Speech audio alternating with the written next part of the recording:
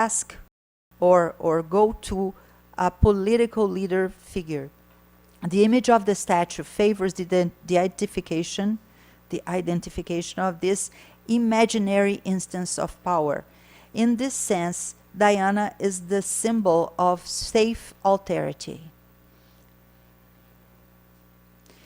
As if the remembered loss suffered is by their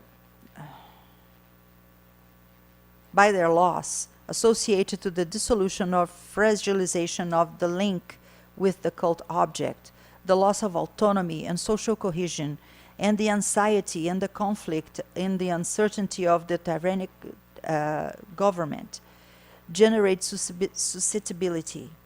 Citizens could live without a statue, but Cicero insists in its symbolic potential, stressing its grandiosity, as he associates it the reputation of Scipion. If the model of Roman virtue, as in Carthago once victorious, reverenced the statue, if this model of Roman virtue, as well as Carthago once victorious, reverenced the statue, its attitudes acquire the value of truth. Anyone, like Verres, that takes to himself a Santissima Goddess, as it was any object, becomes a common enemy. We have to remember that Roman religious logic considered sacred what was consecrated by Romans and Roman soil, in a way that the statue of Artemis in Segesta wouldn't be sacred. But Cicero, associating Segesta to Rome through the antiquity of the common origins, through the hands of Aeneas, innovates, making Artemis Diana, a goddess close to the Romans and as sacred as if she was in Forum Romanum herself. Through the statue, a brief history of independence, subjection, political changes of the city is presented. The statue here is a symbol and a catalyzer of historical change. Moved from one side to another, it transforms into a symbol of liberty and of loss of autonomy, but also into a vector of context and cultural connections in the Mediterranean. The fact that Cicero refers to Hellenic divinity with the Latin name indicates interpretatio romana in action, Romanizing Artemis and evoking religious respect in the Roman public, certainly aiming to move his audience, but basing this in shared feelings.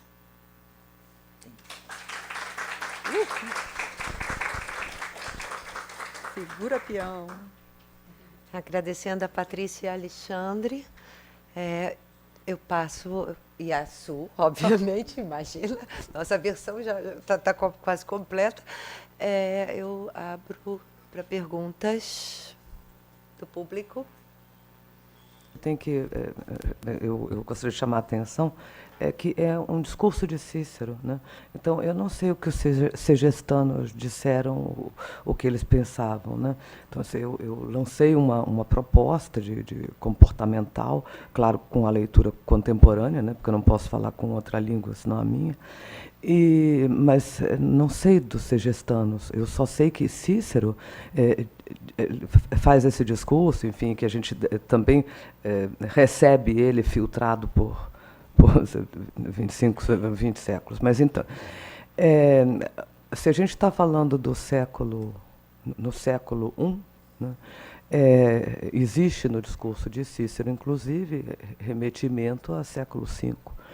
As pessoas pensam em Dianas, em coisas, a gente pensa em Éfeso, na Turquia hoje, né? Enfim, e tem gente que remonta uma Diana aos celtas, imagina. Isso eu não sei direito, mas tem gente que fala isso. Então, antiquíssimo tem hoje, antiquíssimo já tinha, esse termo já tinha na época de Cícero também, né? Então, antiquíssimo é antiquíssimo para cada um que fala do seu tempo passado. Tá? Ok. Well, the question was, how do you characterize Antiquissima Religione in a sense that we're talking about antiquity and antiquity, right? And because it is easy to characterize the term when we're talking about Christianity and antiquity. But how do we characterize it in the case of the paper between two places in antiquity? Well, Alexandre, what he said was that the type of processions that they mention in the paper are processions considered very old at the time of Cicero. They were processions made by peasants to ask for favor with the sheep, for more wives with more children, etc., etc. And they are a liminar place between culture and the wild.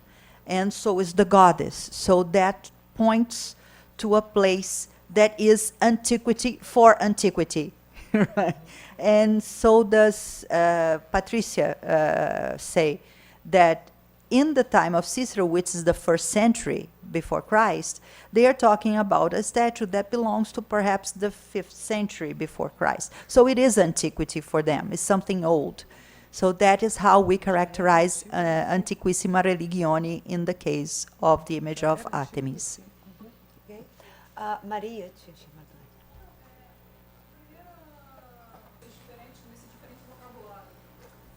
Acho que aqui, por exemplo, eu anotei, botava sempre quando era signo, quando era simulacro, mas aí para falar fica um pouco diferente.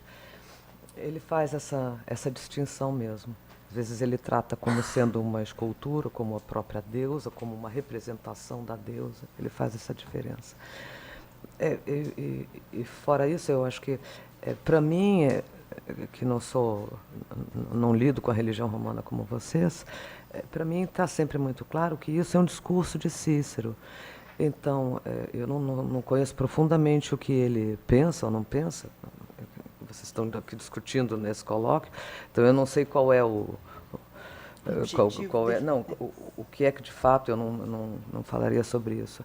Mas se é um discurso, eu acho que ele cria isso, porque muitos outros pretores, enfim, roubaram, todos eles ficavam muito ricos, né? Mas como eu só estou tratando desse pedacinho de Verres, né?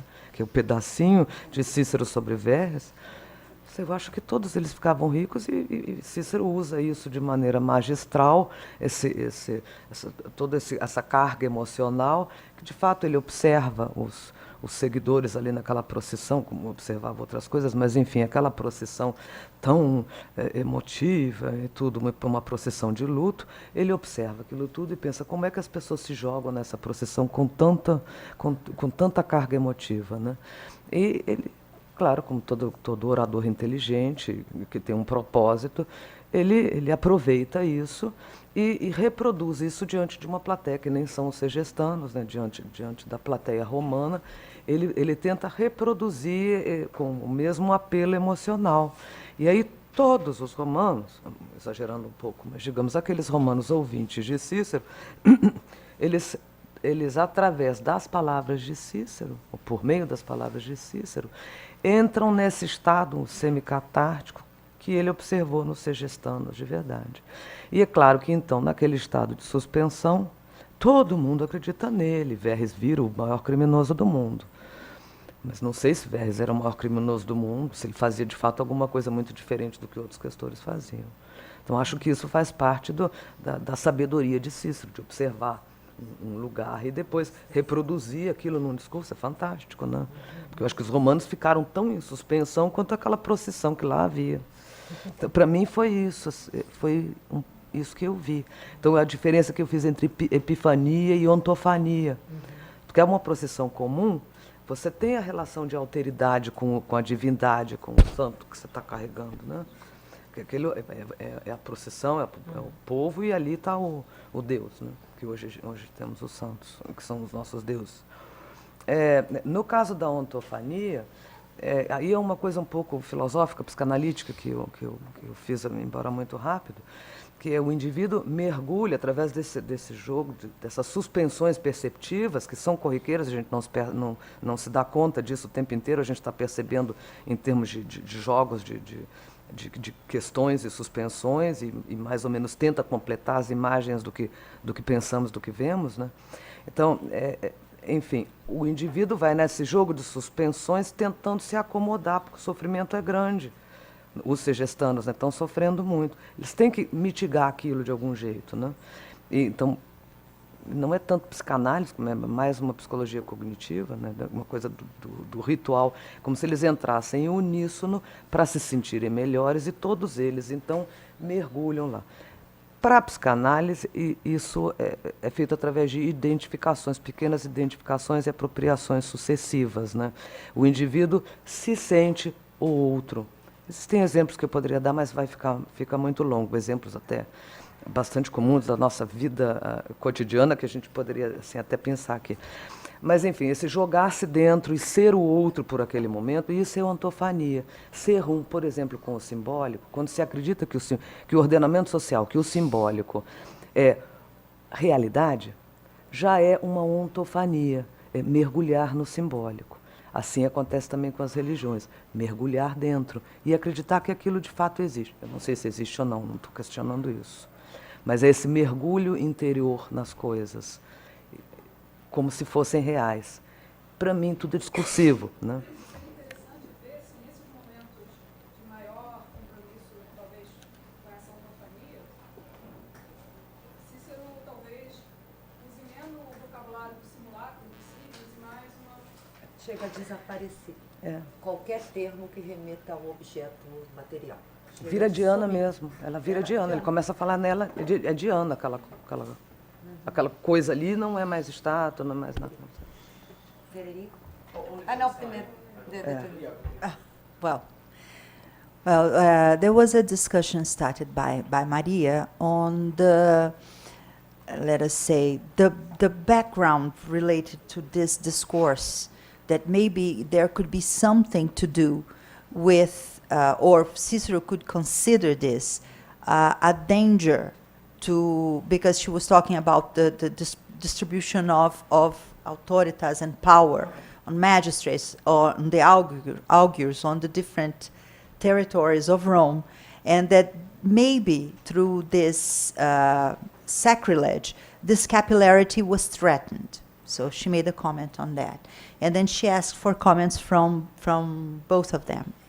And what Patricia said is that basically what she looked at when she read Cicero's discourse was Cicero's discourse, and that she felt that it was amazing the way that he went to, what's the name of the city? I'm sorry. Segesta.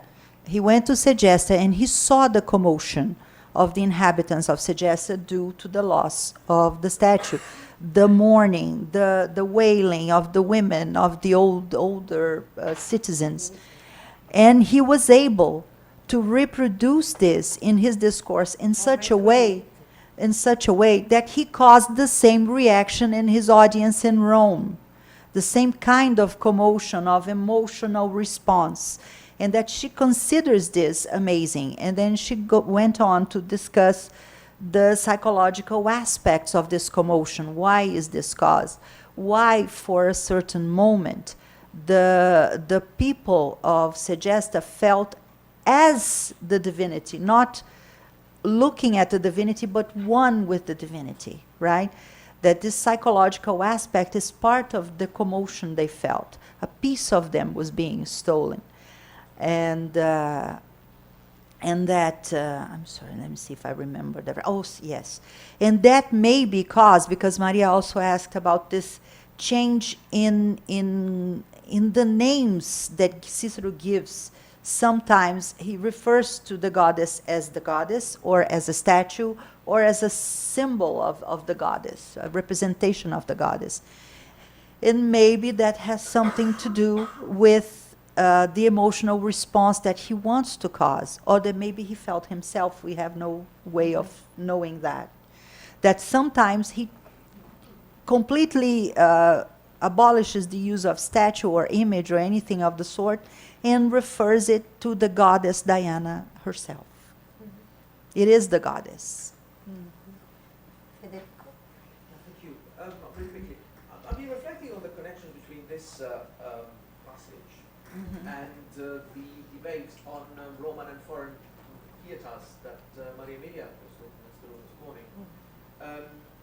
I was wondering whether you have any thoughts on how Cicero's comments on the piety of the Segestani, yes, people of Segesta, and indeed on Roman piety, intersect with what we were reading this morning. I mean, it seems to me that there is here an argument on, well, the duties, I suppose, certainly the tasks and possibly the duties that Rome has in when it comes to enabling, supporting, or at least not disrupting, piety of subject communities. But I wonder how this especially belongs in that sort of hierarchical mode of thinking about piety that we find elsewhere. Você quer traduzir a questão? Porque eu falo em Pode português. ser. O Frederico gostaria de saber, já que já foi falado na palestra da Maria Emília hoje de manhã, sobre a relação entre a pietas romana e a pietas de outras religiões, ele gostaria de saber se vocês têm algum pensamento em relação a isso, se há alguma ideia, se vocês têm alguma ideia de como esse discurso de Cícero se relaciona com a pietas do povo de Segesta. Eu só sou apresentadora, mas eu começaria pensando o próprio fato das palavras empregadas. Ele chega a dizer religio. Religio é uma palavra romana, e para romanos, né? E diz que eles têm, mesmo na frase que está ali, né, selecionada, está no handout, no parágrafo 77, quanto a religio, há entre os segestanos. Mas, ao mesmo tempo, ele não faz isso em todo o discurso. Para os segestanos, sim, mas os segestanos também nasceram pelas mãos de Enéas, né? Então, eles são romanos ali, né? E, ao mesmo tempo, a deusa é helênica, ela não é elímia, ela não é siciliota, ela já está vindo por outros caminhos. E essa estátua, ela é bem diferente pelo que Cícero deixa aparecer. Ela carrega uma tocha, ela porta uma tocha e o arco, etc. Enquanto nas cidades em torno, que a sua Patrícia estava dando uma olhada, nas cidades em torno, em geral, há muitas representações como aquelas que de Corinto, alada, totalmente diferente. Essa não é uma estátua alada. Essa já não é uma estátua vinda por Siracusa. Não é da linha de Siracusa. Ela já está vindo por outros caminhos. Né? São essas trocas, né? Muitas trocas são aí, essas mas o trocas vocabulário é culturais. fundamental. Sim. O vocabulário, ele fala em pietas, e ele não está falando para segestano, ele está falando para romano. No Fórum Romano, ele tem que atiçar a piedade dos romanos, a compaixão dos romanos. Sim. É isso que a tradutora queria perguntar. Isso não seria uma busca de identificação? Sim. Fazer com que os romanos Nesse se identificassem com os se segestanos? aproximassem. Sim. Nós somos como os segestanos, eles não são súditos nossos. Eles são irmãos de Roma, nasceram do mesmo ancestral comum, tem toda uma criação de proximidade, né? A ponto de, em nenhum momento ele fala assim, Patrícia disse isso, vocês disseram isso? Ele não chama em nenhum momento de Ártemis. O que ele faz, por exemplo, nas séries, no discurso de séries de Rena e em outros, ele vai aproximando os nomes devagar. Nessa daí ele já começa Diana. Primeiro nome é Diana, já é Diana. Já é romana. Well, let me translate that, if I may. Well, anyway, so the question of Frederico, you heard, the relation of the pietas of the people of Rome from the people of Segesta. Well, the answer that Claudia gave, and we all talked about, was that the people of Segesta, they are descendants of Aeneas. So maybe in Cicero's mind, or especially in Cicero's discourse, there is no real separation between the people of Rome and the people. He tries to make an approximation as much as he already starts out the speech by calling the goddess Diana. It never calls the goddess by her Greek name because the goddess belongs at that time to the people of Segesta, which are relatives, so to speak, right? And so he considers that he calls, he says the people of Segesta have religio, which is a Roman term. So it seems that he's trying to cause an identification of the people of Rome with the people of Segesta through his discourse.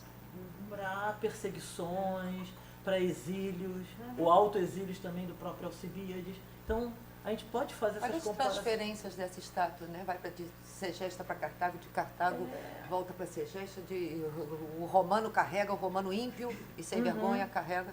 Reles e perdular. Adoro essa palavra, perdular. Muito bom. Fábio. Aí a gente vê o Fábio e depois aí para também por causa da hora do almoço.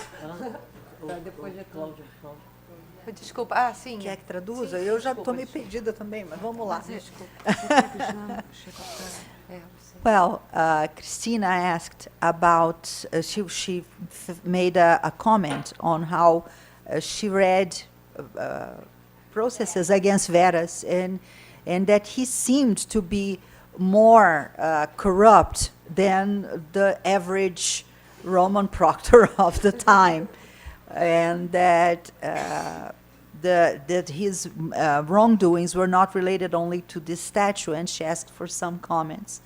And then what Claudia said and Alexandre was that these attacks on statues were attacks on the identity of the people who venerated the statues. And he mentions an earlier occasion on the Peloponnese Wars where statues were mutilated as an aggression act to the opponents, right?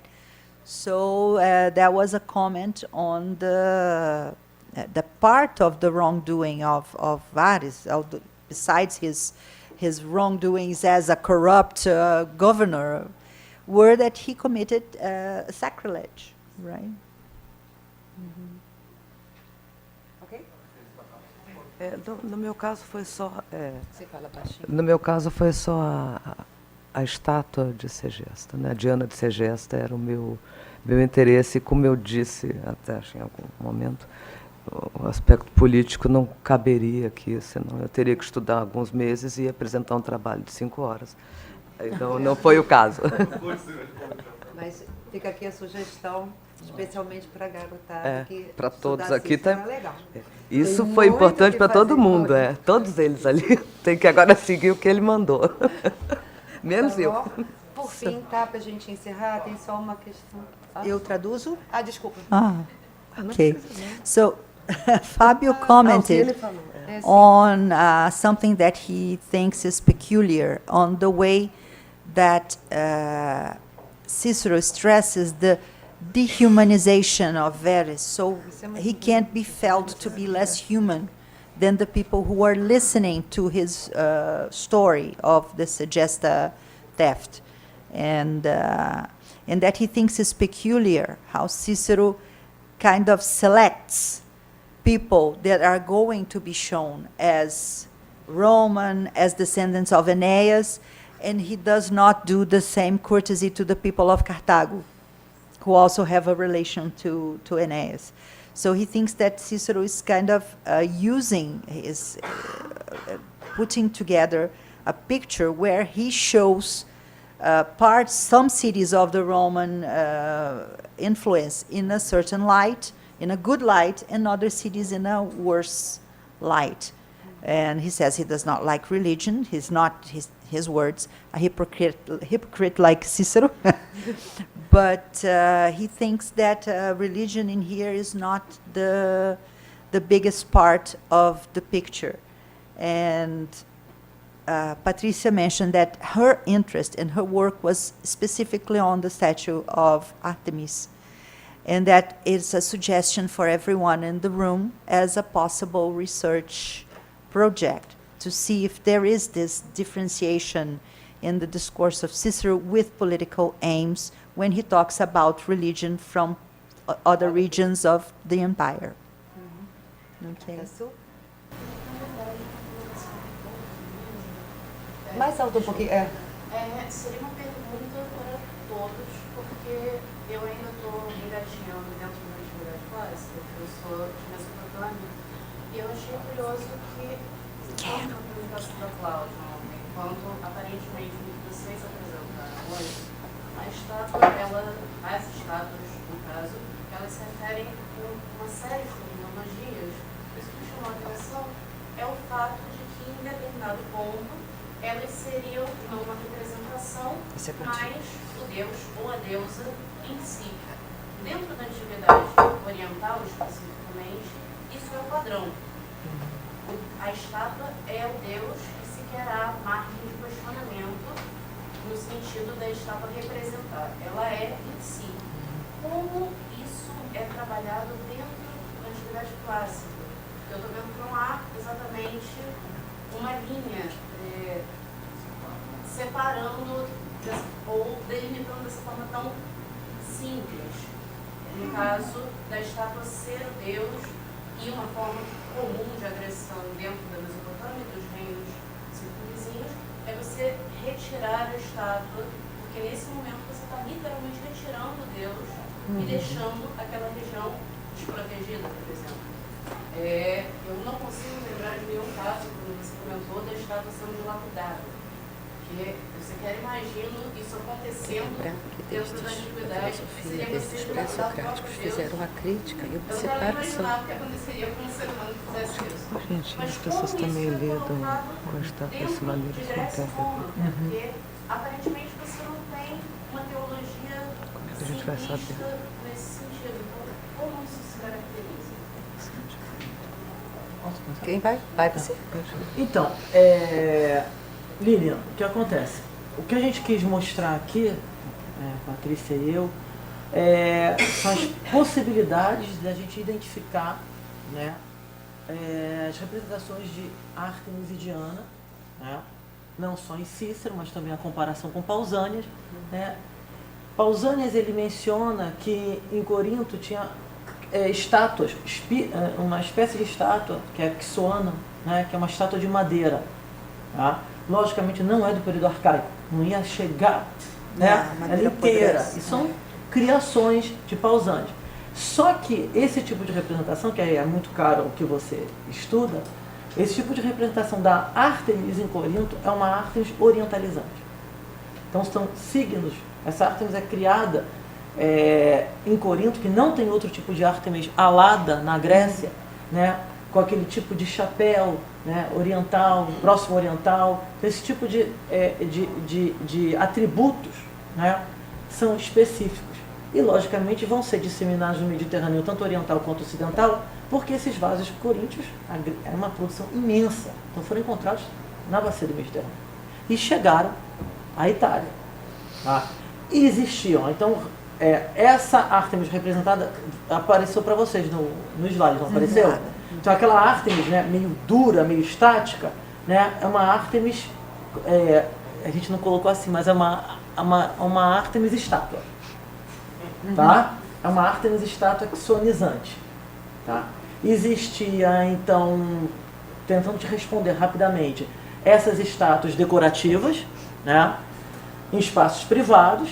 Existiam as estátuas, como as Hermae que eu falei, em estradas, em encruzilhadas, e que, no caso desse episódio de Atenas, elas foram mutiladas porque elas representavam a democracia. Então, grupos que queriam derrubar a democracia mutilaram a estátua. Então, é mostrar, não queremos mais esse tipo de governo. Tá? E criou um grande rebuliço na cidade quando as pessoas acordaram e iam se despedir dos navegadores que iam partir para Sicília. Então, foi uma tentativa de golpe, segundo alguns helenistas, golpe de Estado. Então, você tinha realmente as estátuas de culto, vários tipos de estátuas de culto, né? As de madeiras colossais, né? E as estátuas também decorativas. Só para completar, no caso de Roma, essa distinção entre culto, estátua de culto e estátua decorativa ele se aplica perfeitamente à Grécia ou às cidades gregas, não se aplica em absoluto a Roma. Você não tem uma distinção visível e tão clara que foi criada na tradição do pensamento grego, desde pré-socráticos, como a gente chama, tá? E no caso de Roma você não tem essa distinção clara ou precisa. Agora, os romanos têm desde fenômenos como a evocatio, que precisam ser estudadas, que você vai levar o Deus do inimigo e vai tornar o Deus do inimigo, mas não para destruí-lo, mas sim para torná-lo romano, vamos simplificar, né? Mas também você tem toda uma tradição de discussão, e já de aí a gente pode chamar até que isso, de certo modo, é pensar em debates do mundo helenístico, né? E quando Roma se coloca nesse debate, sério, e que você vai começar a ver, dá para perceber em Roma no século I, algumas tentativas de discursos que vão separar uma estátua divina como representação, enquanto outros não. Então, tem uma sugestão de leituras muito interessantes que vão desde a Deborah Steiner, que vai trabalhar com a construção dessa separação entre a estátua como a divindade, e vem do Oriente, eu não conheço em absoluto, né, que você tem até que abrir a boca do Deus, e em certos casos você tem que animar, e a animação só em contexto ritual, as questões do que seria uma estátua, o que é a sua imagem, enfim, no pensamento helenístico, e em Roma vai se desenvolver uma também, e havia já uma outra tradição e várias outras tradições que vão sendo criadas a partir daí. Então, tem muito, é uma questão que não se responde com muita simplicidade em poucos minutos, não, porque é uma trajetória de longuíssima duração, de imensas trocas culturais e muito dispar, muitos elementos díspares ali funcionando, né? Se a gente pega em Platão, é totalmente diferente de Cícero, e que é totalmente diferente de Varrão também, os discursos são distintos, né? Da atividade oriental da estátua em si, você não apenas abre a boca, mas Tem que ir acordando. você ter na estátua uma inscrição dizendo O que é aquilo? por mãos humanas. No caso, obviamente, foi uma estátua manufaturada, mas a ideia de que Deus se auto-fez. Que o Deus jamais poderia ter sido. Isso aí é mais grego do que romano, mas tudo bem também. Vai para a Grécia. Tem umas linhas lá da coisa. E vamos ter que terminar, tá?